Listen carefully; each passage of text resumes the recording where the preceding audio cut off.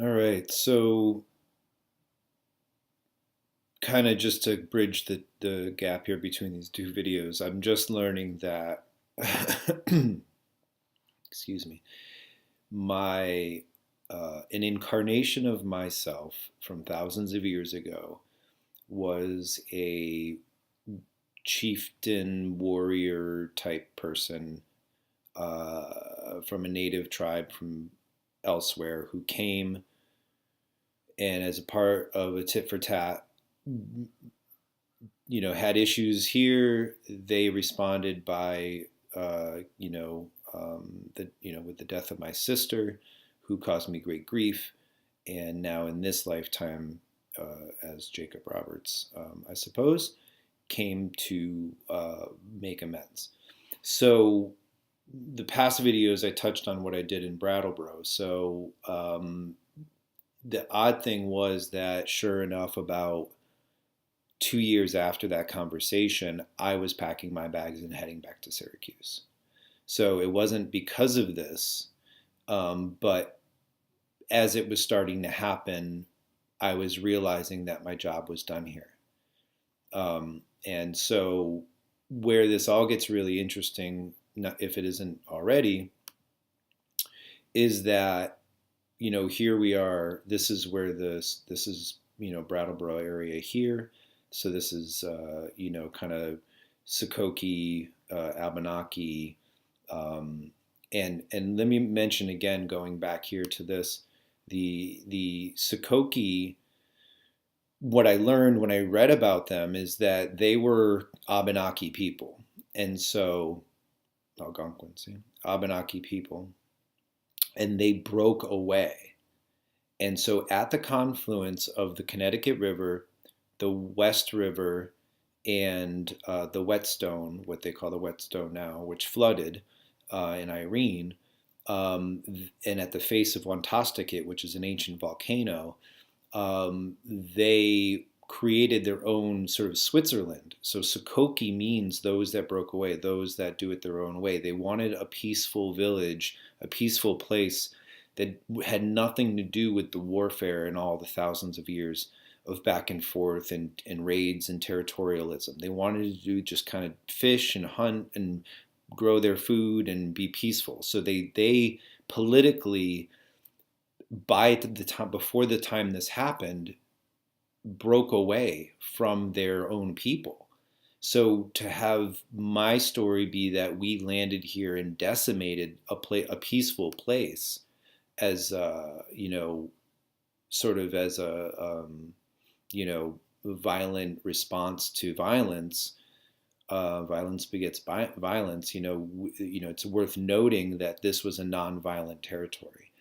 So where she couldn't name exactly where I came from, but she said it was from elsewhere and not too far away. And if I don't, put my own sort of like, well, geez, I've spent a lot of time in upstate New York, in central New York, which has its own tremendous history of sort of native Aboriginal, political, social dynamic, right? And so when I just wanted to make these connections, I read and realized that sure enough, the Iroquois, the Five Nations, depicted here, and there are more now, but at that time, thousands of years ago, were and many times at odds with the tribes to the east.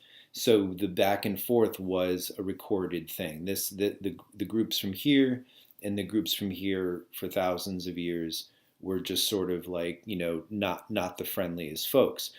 So the reality just within this environment here between these five nations and others is that they weren't getting along for a long time either.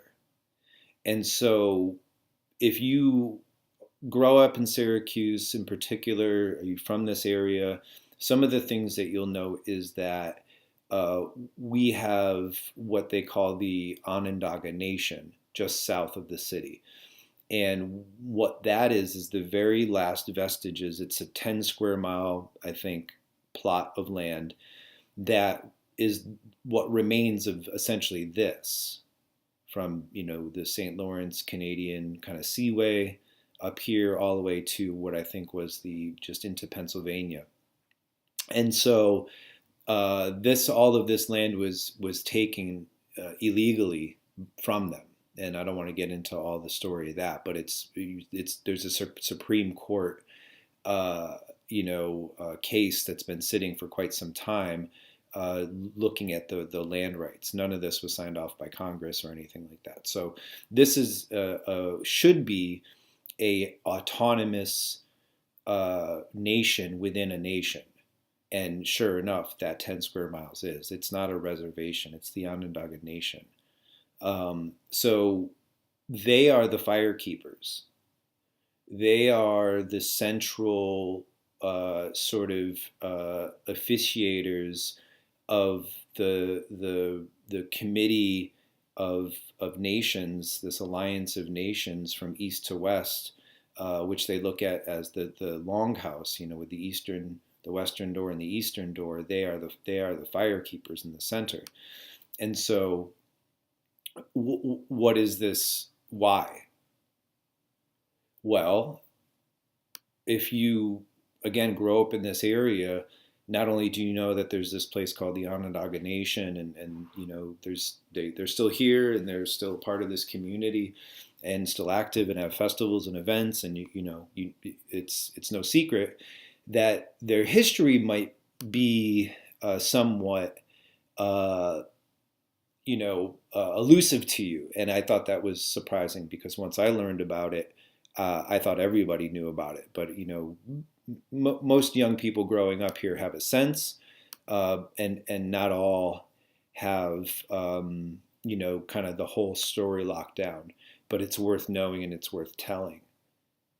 So in a nutshell, thousands of years ago, we don't know exactly the time frame, but the estimates, by the source of the information, by these folks themselves, is that we're talking well before, Columbus, well before probably even the Vikings. Of course, human migration has taken all forms of people from all forms of places for millennia, all over the place. But in terms of the types of historical referencing we make in the contemporary framework of history, the story goes back to when these indigenous peoples were pretty much, the stewards and the residents of the land. So, again, a lot of these, tribes and nations were at each other's throats for different reasons. Maybe it was, kind of an ebb and flow. Who knows how fierce it really was or how frequent, but, they needed to come together to form an alliance because they were at odds. So the story goes, and this is no fable, this is recorded history, that a peacemaker came from elsewhere. He was a Huron, I believe, and came and brought the story of peace, the great law of peace, and essentially went to all the different chieftains and said, "Look, we gotta come together. We're like the five fingers of a hand. We're stronger together." I think the analogy was, when you have an arrow in hand, you can break it in half. When you bind a bunch of arrows, it's unbreakable. So he brought them all together and said, let's all form this great peace. And under a great white pine at the shore of Lake Onondaga, right here in Syracuse, New York, ironically, where a huge mall called Destiny sits, they came together to bury their hatchets, right? Bury the hatchet, bury their weapons of war. And so the peacemaker, in bringing them together, found a lot of resistance. It wasn't so easy, right? And so people kind of liked the ways. Maybe some were more dominating than others, and they kind of were at the top of the food chain, and so on and so forth. So he had to convince them all that it was better coming together and forming this alliance and this peace, and not because of fear, not because they were going to get invaded by somebody else necessarily. It wasn't because of a warfare tactic, but more so about love and how to live on this earth, and just sort of um, the brotherhood and sisterhood, and being you know living a better way, and there's a lot of different ways to summarize it. But here, this is just, I randomly saw this. The tall white pine planted to represent the great law of peace unified the five nations under one law. And by the way, this law was really what the framers and the founders of the United States Constitution and the Bill of Rights used to develop. So this, this confederacy and this wampum and this record and this law that they wrote and they knew and they lived by was something that our founders, when they were coming together, leaned on. So the peacemaker proclaimed, if any man or nation shows a desire to obey the law of the great peace, they may trace the roots to their source and be welcome to take shelter beneath the tree. So that's literally talking about this physical place in Syracuse, New York. It's literally talking about this area, which is very unique. It's known for its huge, massive salt deposits under the ground here.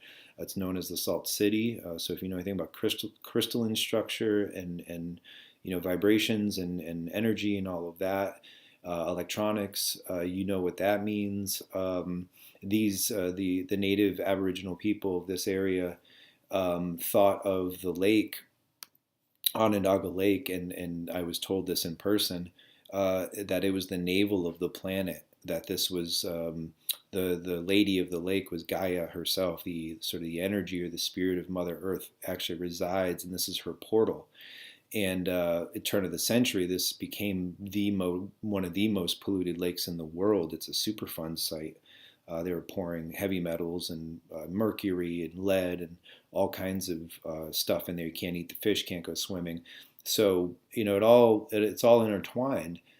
And I'll leave this video go back to this slide I keep popping up, because this is sort of this end of the story here. Is there was one last chieftain, Taradaho, who actually was the one from here, from Onondaga, from Syracuse, who was this, seen as snakes in his hair, dreadlocks, uncombed. He was crippled, had a crooked spine, and he was sort of this black witch, and he lived in the woods here, and he supposedly cast spells over people. He was a cannibal. He ate other humans. He terrorized. He was the bad guy. He was the wicked one. And so they all came to him. They're like, we can't come together unless this dude and the things he controls is on board. And so instead of killing him or coming up with some sort of like way to knock him down, the peacemaker and everybody came, and you could see he's combing his hair. He's pulling the snakes out of it.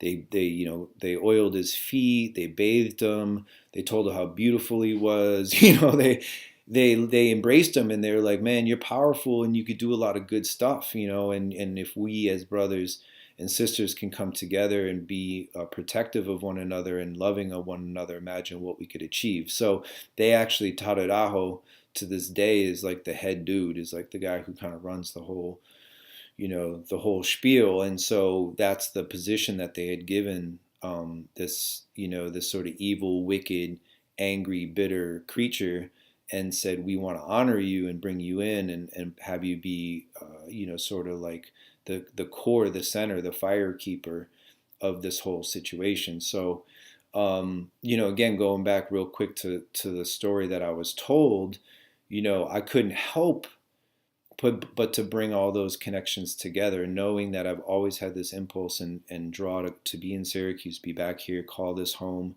feel a kindred connection to the people and the roots, and learning the story of the great peace and the importance that this area has on so many different levels. It was just sort of like, it all just came together and made perfect sense.